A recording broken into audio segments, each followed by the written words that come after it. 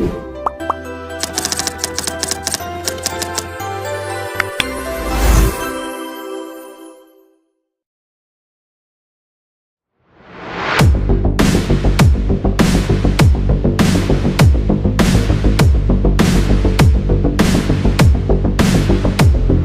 pagi rekan-rekan, hari ini kita baru saja menerima permintaan dari penyidik Kepolisian Resort Venesia untuk melakukan pemeriksaan investigatif dalam rangka perhitungan kerugian negara.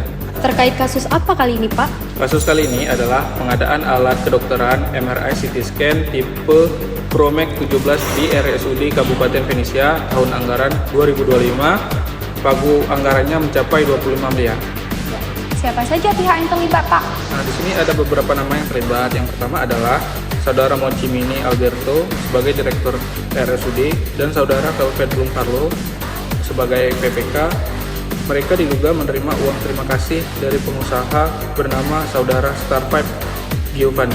Bukankah pemenangnya PT Matera? Apa hubungannya dengan Starpipe Giovanni? Nah, itu poinnya. Informasi ini kami dapatkan dari Whistleblowing System, mengungkapkan bahwa Starpipe Giovanni ternyata juga menjabat sebagai Direktur PT Matera.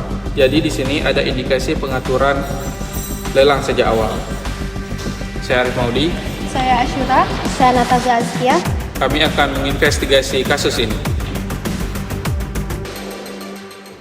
Pengadaan barang dan jasa seharusnya menjadi instrumen untuk meningkatkan kualitas pelayanan publik.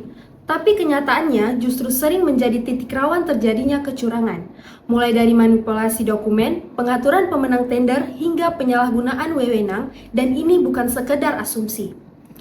Berdasarkan laporan Association of Certified Fund Examiners tahun 2022, sekitar 12,5% kasus fraud berasal dari pengadaan dengan kerugian rata-rata mencapai lebih dari $100.000 per kasus. Bahkan, dalam praktik pengawasan, pengadaan termasuk salah satu area dengan risiko fraud tertinggi yang paling sering dimonitor oleh organisasi. Kenapa ini terus terjadi? Menurut teori Donald Creasy, kecurangan muncul karena 3 faktor utama: tekanan, kesempatan, dan rasionalisasi. Dan dalam proses pengadaan, ketiganya hampir selalu hadir secara bersamaan. Anggaran yang besar menciptakan tekanan, sistem yang lemah membuka kesempatan, dan rasionalisasi membuat pelaku merasa tindakannya bisa dibenarkan. Artinya, ini bukan sekedar masalah individu, ini masalah sistem. Untuk memahami kenapa kecurangan dalam pengadaan bisa terus terjadi, kita tidak bisa hanya melihat dari satu sisi. Salah satu pendekatan yang lebih komprehensif adalah teori fraud hexagon. Teori ini menjelaskan bahwa kecurangan tidak terjadi secara tiba-tiba, tapi dipengaruhi oleh 6 faktor utama.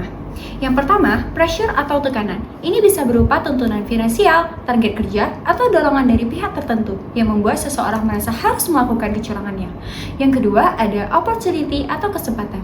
Kecurangan hampir tidak mungkin terjadi tanpa celah, lemahnya pengendalian internal, dan kurangnya pengawasan. Ketiga, ada rationalization. Di tahap ini, pelaku mulai membenarkan tindakannya, namun merasa apa yang dilakukan masih bisa ditoleransi atau bahkan dianggap hal yang biasa. Keempat, ada capability. Tidak semua orang punya kesempatan untuk melakukan fraud, dibutuhkan pengetahuan, posisi, dan akses tertentu. Kelima, ego atau arogansi. Pelaku merasa memiliki kekuasaan atau yakin tidak akan tertangkap, sehingga berani mengambil resiko yang lebih besar. Dan yang terakhir, collusion atau kolusi. Kecurangan seringkali dilakukan sendiri, adanya kerjasama antar pihak justru membuat fraud semakin sulit deteksi. Keenam faktor ini saling berkaitan dan memperkuatkan satu sama lain. Ketika semuanya hadir dalam satu sistem, maka resiko kecurangan menjadi jauh lebih tinggi. Untuk memahami dugaan penyimpangan dalam kasus ini, dilakukan analisis menggunakan pendekatan 5W dan 2H. Dari sisi Watt, diduga terjadi penyimpangan dalam pengadaan MRI CT scan tahun anggaran 2000x5. Indikasinya mencakup pengaturan pemenang tender, evaluasi yang tidak objektif, hingga penanganan kesanggahan yang tidak memadai. Selain itu, terdapat dugaan penerima gratifikasi serta pengadaan barang yang tidak sesuai spesifikasi, bahkan terindikasi rekonstruksi. Dari sisi WER, seluruh rangkaian ini terjadi di lingkungan RSUD pemerintah Kabupaten Venesia melalui sistem pengadaan LPSE Venesia.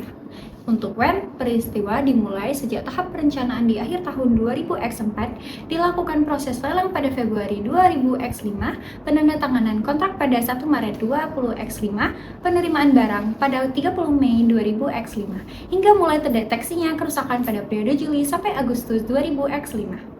Dari sisi HU, terdapat beberapa pihak yang perlu ditindaklanjuti, mulai dari Direktur RSUD PPK, Pokja, penjabat penerima hasil pekerjaan, hingga pihak yang diduga memiliki keterkaitan dalam proses tersebut. Selanjutnya, why? Motif kecurangan ini diperkirakan berkaitan dengan tekanan dalam penganggaran, adanya kesempatan akibat lemahnya pengendali internal, serta rasionalisasi dari pihak terkait yang tetap melanjutkan proses meskipun terdapat indikasi penyimpangan. Untuk how, modus diduga dilakukan melalui manipulasi proses tender, pelolosan dokumen yang diragukan, penetapan pemenang yang terindikasi diarahkan, serta penerimaan barang tanpa pemeriksaan teknis yang memadai, termasuk dugaan adanya pemberian gratifikasi. Dan terakhir, how much? Potensi kerugian negara diperkirakan sebesar 24,92 miliar dengan asumsi barang tidak sesuai spesifikasi dan tidak memberikan manfaat. Namun, nilai ini masih bersifat sementara dan dapat tergantung hasil pemeriksaan lebih lanjut. Melalui analisis ini, terlihat bahwa dugaan penyimpangan tidak terjadi secara terpisah, melainkan membentuk pola yang saling berkaitan dan seluruh tahapan pengadaan. Setelah memahami faktor-faktor penyebab kecurangan melalui fraud hexagon, kita tidak bisa berhenti di teori saja, karena pada akhirnya yang paling menentukan adalah bagaimana kecurangan itu dideteksi dan dibuktikan. Maka dari itu, sampailah kita pada bagian prosedur dalam pemeriksaannya. Tahap pertama adalah pra-perencanaan. Di sini auditor mulai dengan menelaah informasi awal, baik dari laporan masyarakat maupun temuan audit sebelumnya. Dari situ dilakukan pemetaan titik rawan atau red flags untuk mengidentifikasi potensi penyimpangan sejak awal. Hasilnya dituangkan dalam laporan penelaahan dan matriks identifikasi awal. Selanjutnya masuk ke tahap perencanaan. Auditor menyusun hipotesis kecurangan secara lebih spesifik, mulai dari siapa yang terlibat, apa yang dilakukan, kapan, hingga bagaimana modusnya. Tahap ketiga adalah pelaksanaan atau pekerjaan lapangan. Di tahap ini, proses audit dilakukan secara langsung melalui beberapa metode, mulai dari pemeriksaan fisik untuk memastikan kualitas dan kuantitas barang, audit dokumen seperti HPS, kontak, dan invoice, hingga wawancara dengan pihak terkait. Kemudian masuk ke tahap analisis dan evaluasi. Seluruh bukti yang telah dikumpulkan dianalisis untuk melihat kesesuaian antara fakta dan lapangan dengan ketentuan yang berlaku.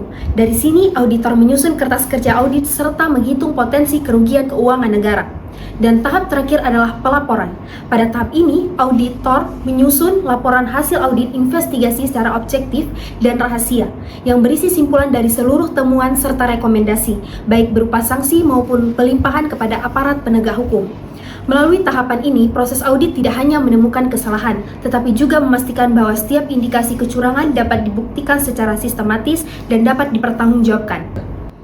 Berdasarkan analisis yang telah dilakukan, terdapat indikasi penyimpangan dalam pengadaan MRI CT scan Kabupaten Venesia tahun anggaran 20X5 yang terlihat dari ketidakwajaran pada proses HPS, evaluasi tender, hingga penerimaan barang yang tidak sesuai spesifikasi. Melalui pendekatan 5W+2H, ditemukan adanya keterkaitan antara proses, kondisi barang, dan pihak-pihak yang terlibat, yang mengarah pada pola penyimpangan yang sistematis. Nilai kontrak sebesar 24,92 miliar menjadi dasar dan mengidentifikasi potensi kerugian negara yang masih memerlukan pemeriksaan lebih lanjut. Oleh karena itu, diperlukan pemeriksaan terpadu melalui penelusuran dokumen, pemeriksaan fisik, serta analisis aliran dana untuk memastikan dan membuktikan indikasi tersebut secara objektif.